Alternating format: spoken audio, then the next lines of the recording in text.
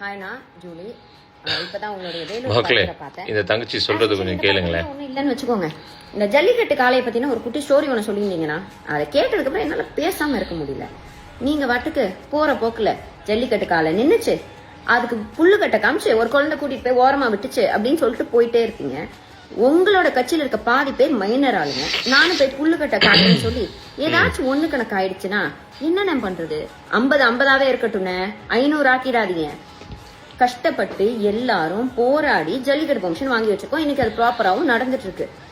உங்களுடைய ரசிகர்கள் போய் புல்லுக்கட்டை காமிச்சு ஏதாச்சும் ஆகி போச்சுன்னா திரும்பி எல்லாம் இங்க போராட யாருக்கும் திராணி இல்லைன்னு.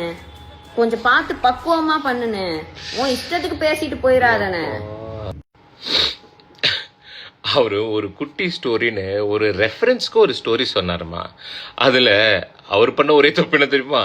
காளமாடுன்னு சொல்றதுக்கு பதிலாக ஜல்லிக்கட்டு காளமாடுன்னு சொல்லிட்டாருமா. ஜல்லிக்கட்டுன்னு உடனே அதுக்கு நீங்க தான் காப்பி ரைட்ஸ் வச்சிருக்கிற மாதிரி, நீங்க தான் அதுக்கு பெர்மிஷன் வாங்கி கொடுத்த மாதிரி. எப்படி கஷ்டப்பட்டு இவங்க ஜல்லிக்கட்டுக்கு பெர்மிஷன் வாங்கி கொடுத்தாங்களாம். இப்போ 50, 500, 1000 உடனே எல்லா சின்ன பசங்களும் புல்லுக்கட்டோட போய் நின்றுவாங்களாம். உடனே ஜல்லிக்கட்டை பேன் பண்ணிடுவாங்களாம். மறுபடியும் இவங்களுக்கு போராட திராணி இல்லையா? எப்பா என்னமா பிரச்சனை உனக்கு? லிசன், இது this is some kind of intelligent speaking. உங்களுக்கு அதெல்லாம் சம்மந்தம் இல்லை, உங்களுக்கு அதை பற்றி என்னன்னு தெரியாது.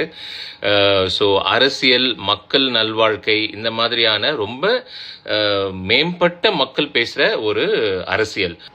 ஸோ மக்கள் எல்லாம் ரொம்ப எமோஷ்னலாக இந்த எலெக்ஷனை அப்ரோச் பண்ணிட்டு இருக்கோம். சம்மந்தமே இல்லாமல் ஏன் தங்கச்சி வேற வேலை இல்லையாம்மா? கல்யாணம் ஆயிருக்கு, புருஷனோட டைம் ஸ்பெண்ட் பண்ணுங்க, ஹாப்பியாக இருங்க. அதை விட்டுட்டு சம்மந்தமே இல்லாமல் எங்கள் அண்ணனெல்லாம் வம்புக்கு இருக்காதீங்கம்மா. போங்கம்மா, ஹாப்பியாக இருங்க. Happy married life.